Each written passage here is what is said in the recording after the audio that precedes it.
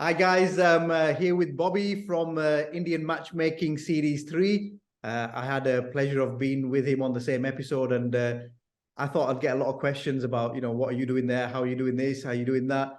And actually, a lot of my friends and family were more interested in Bobby. So I was like, Bobby, we need to talk. So we connected on social media. It was very, very generous of him to accept the request. And then we just thought, let's have an interview. Bobby, I just wanted to find out, firstly, thank you very much for saying yes. You're a celebrity now. Lots of people know you. Lots of people are talking about you and your experiences. So thank you very much for agreeing to have this gap shap chit chat with myself. No, it's a pleasure. And the thing is, when I watched the season and I saw you introduce yourself to the queen of matchmaking as from Wakey, I'm like, this guy's got character. He's got personality. So you struck me as one of the really interesting characters from the season. Oh, that's and you were dressed immaculately. I loved your jacket. I need to. This is what I'm feeling. Maybe I need to get one of those for my dates, and they'll be like, "Wow, this man knows how to dress." So you can dress well, Adeem. Bobby, if you don't mind me saying, before you get the jacket, I think you need to get an iron. What's happening? Right. What's the score with the shit today, man? It's warm today. It's very warm. It's very creased. Or you want to get something like this? It's very creased. It's the creases shirt I've ever worn. But it's white though. I don't know. I can't. There's no justification. I can't explain it. I just have to accept this is a creased shirt. Not very mathematically precise. Oh, you know what? I love that she was very Sima auntie was very impressed by your positivity, wasn't she? She's like, if all of our people are like this, I wish more people were more positive like Bobby. What did you what did you think of Sima auntie? How did you find her? So I think a bit like you, I was honestly a bit starstruck the first time I met her because I'd watched season 1, and my family were all big addicts of the show, especially because it's about our culture, South Asian culture, and I had lots of visions and expectations. And when she walked through the door for the first time, I was like, "Oh my god, it's Sima auntie!" But I was like, "Let's be sensible, let's be calm in front of the cameras." Hello, Sima auntie. And again, I think she's someone that's clearly got a lot of expertise and experience in her field. I'm someone that's not succeeded in the field of dating, unlike my maths. So I'm very respectful of someone who's got that authority and experience and willing to share it with me. So yeah, it was like meeting as close as I'll get to meeting the queen, I thought. No, she was such a darling, isn't she? That's why I took back. Lots of people were like, "How is she?" And I said, "She's just like a normal auntie, isn't she? It's like completely and she literally is an auntie, like your own auntie." Tell me, I mean, how did you get selected then? Because obviously being selected for a hit Netflix show like Indian Matchmaking is not a small thing, and it literally just like people start recognize you on the street. People are like, I've had calls from around the world, WhatsApp people just sending me screenshots of their TV screen saying, "Oh my god, I can't believe it's you! Oh my god, I met you 3 years ago in so and so place, and now it's you. I knew it was you. I recognize your face." How does number one, how did you get selected, and number two, how has it been for you? So the selection process. So it was during lockdown. So obviously lockdown 1. I think the first season came out. I was living with my cousin at the time. We watched it, absolutely loved it. And then maybe about 6-9 months later, on Facebook, an ad came up. Are you an Indian? Are you looking to meet a prospective partner? Apply for this program. And I didn't really make it clear what it was. And to be honest, the ad wasn't like the most graphically designed one. It looked like, in the greatest respect, it looked like somebody who was like on work experience, an intern, had designed it. So it looked a bit like, those things that are phishing ads. For a second, I was like, hopefully it's not that. And I submitted details. A few of my cousins did. And when I clicked submit, I'm like, oh no, what if I could just give my detail to some hacker out there? And then it was months and months, another half year. Then I got an email saying, we are actually Indian Matchmaking. We'd love to interview you to potentially cast you. And at that stage, I was like, they are legit, they are real. And I think I found a couple of them on LinkedIn and messaged them. Because again, before I moved into education and teaching, I used to work in banking and finance. And at one stage, I was a chartered accountant. So I did like fraud detection as part of my accounting work. So I was a bit skeptical still, like, is it Netflix or is it just someone masquerading to be Netflix? And then, they interviewed me and had a couple more chats and eventually got selected. So I didn't expect to get selected. But once I did, obviously I was still meeting people before the process. But once I got selected, I'm like, okay, I now need to remain single so that I can treat this process with the respect and integrity it deserves. But it's been like you, I've had messages from random people and people that I sort of met 10, 15 years back saying, Bobby, was that you? Is that you? Is that you on Netflix? So yeah, it's a show that, it's a global show, not Yeah, just UK based. So that's very different to a lot of the other UK based television. but I don't get that. But so how often do you fill out these forms? And I've never filled out these forms. Like, you might get a virus on your machine, Yeah, or to be honest, I think it was maybe, all that. you're right. I'm quite like someone that's worried about getting viruses, but this was, I think, in one of the lockdowns. At that stage, people at home, you couldn't really do as much. So when you saw a form like, do you want to get married? Submit this. And the thing is, the form, I still to this day, I think if I'd gone back, I probably wouldn't have submitted it because it didn't look like the most secure of forms. And ask you, what's your Instagram ID? What's your Twitter ID? I'm like, oh, why am I doing this? But I think I was just so curious about like any way of meeting someone. I'm always open, whether it's recommendations from friends, going to weddings. So if it's just another avenue that opens up the prospect, I'm all for it. So that leads me to my next question: is you've kind of, I'm guessing, doing the online, the apps, and so on and so forth, and then you've had the Sima treatment, which is like the royalty treatment of offline. How's it compare? How does online and offline compare? And yeah, what's your experience of it? Yeah, so I think the main difference is online is a direct dialogue with you and the person you're looking to potentially partner up with. So you're having conversations. Sometimes the conversations disappear after literally the first exchange.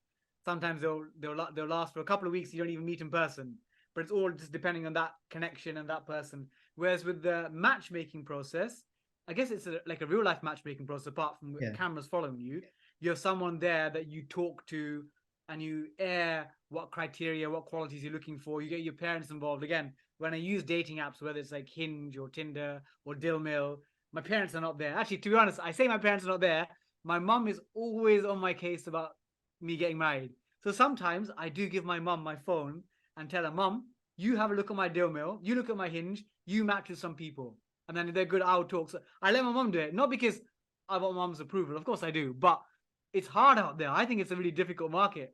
I think because of tech is, again, I think it's opened up the prospects of us meeting more people. But the flip side is sometimes people think there's so many prospects, I don't need to settle. You think, there's going to be someone better out there. So it's trying to find that balance where you are glad because you meet so many more people, but at the same time, people don't think, the next person will be better. So it's trying to find that balance. There's individuals that keep wanting to move on. That's that. And how was how did you feel with Sima Auntie then? Because it was like she matched you spot on, right? Like in terms of, you were saying 8.45. I can't remember what it was. Yeah, mathematical guy. I think it was a 10 out of 10. That match was brilliant. You guys looked amazing together, and that salsa dancing was pretty cool as well. Yeah, I like Priya. She's really great fun. She's shorter than me, which is always like I was looking for the first stick, 5'4" or shorter. We had a great date. But I think this is probably a reflection of my state of dating, is that I think I tend to get people into the friend zone. The thing is, I would always think that again, I don't know categorically, but I think I'll make a good husband and a good father. But the dating stage, in the first few meetups, I think sometimes people are looking for that spark and chemistry. And if you're just very positive and enthusiastic like me, people will go, oh, Bobby's really great. It's really fun, but I see him as a friend. And I don't know how. This is maybe where, if I met Sima Auntie again in future, I might need advice on, even like my friends, my relatives, I need advice on how to go beyond that nice guy to someone that someone wants to marry and settle down with. It's about keeping the mystique, isn't it? I think there's a mystique that you need to keep. There's maybe a little bit of a, I don't know, less talkative. Sorry about that. Maybe. Yeah. Although what I would say about that is that I am 100%. I'll put my hand up. I am a very talkative person.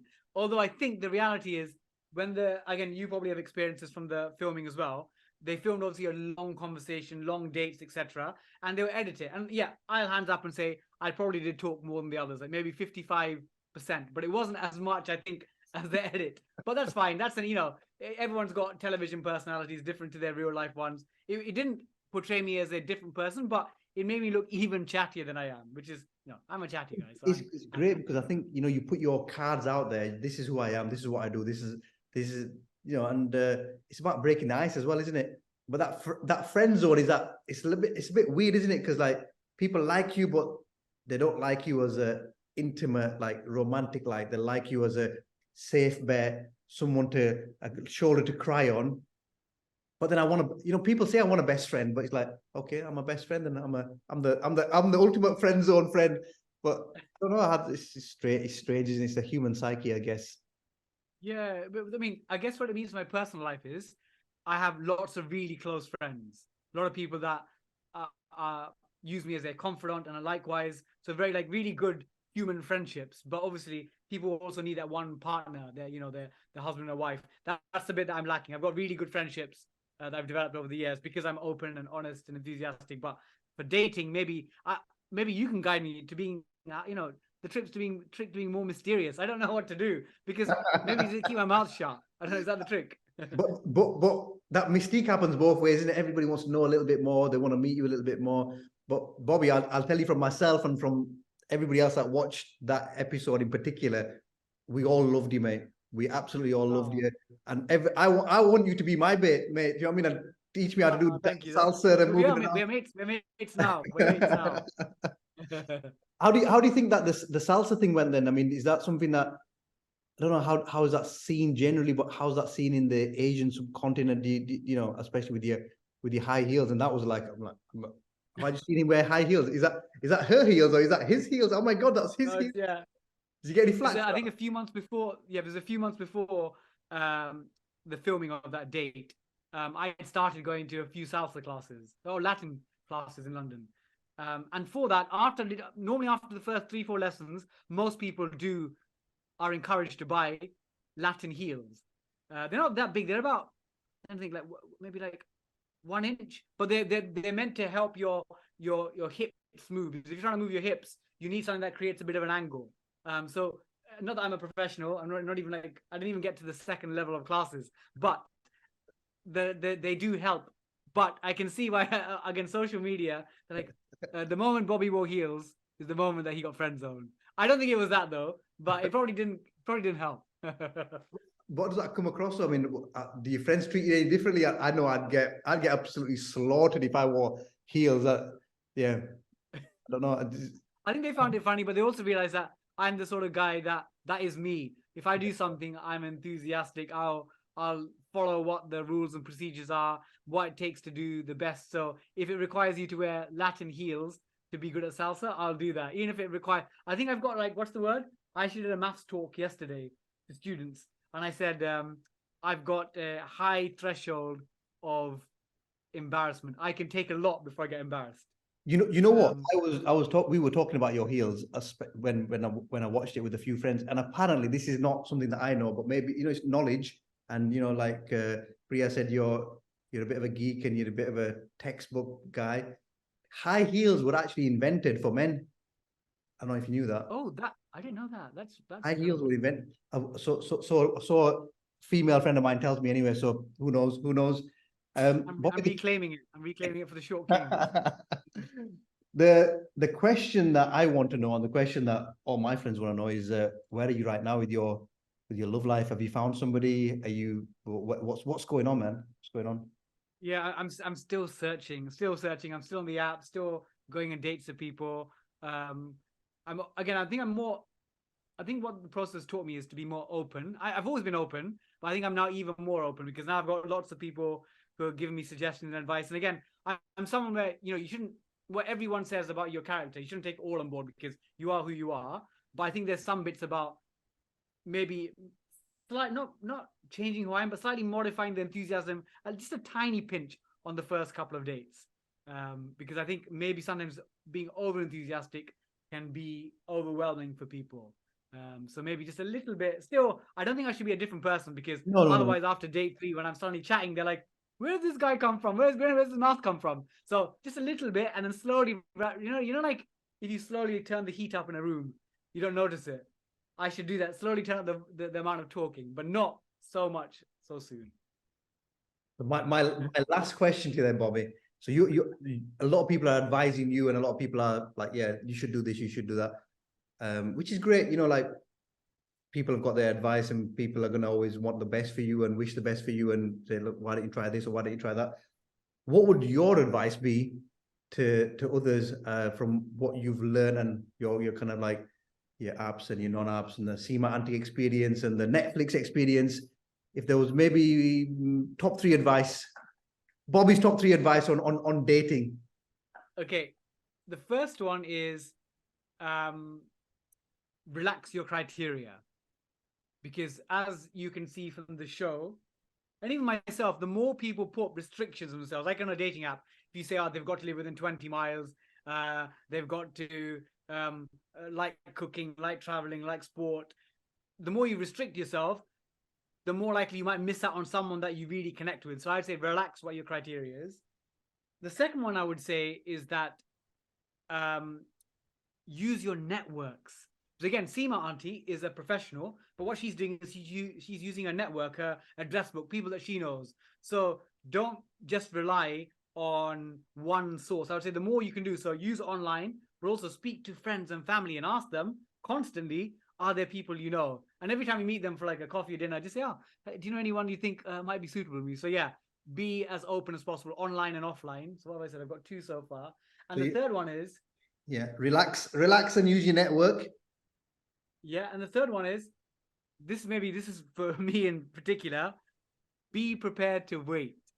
So I've been waiting a long time, and it can be easy or pressurizing to try and say, the first person I meet that seems reasonably suited, just that's it, marry them, have a family. But actually, I still think, because we live really long lives, you know, we're going to live till 90, 100, realistically, if it help, you know, inshallah, if our health is good, I think you should still try to wait for that person that you think that you really can build a lifelong relationship. Because, you know, I'm still a believer that I think that when you enter marriage, I would like it to be for the rest of my life on this earth, rather than, I know like the stats are, you know, like 40-50% of marriages now end up in divorce. And of course it happens and people have got to, but I would love for the person I meet to have a long relationship. No, brilliant.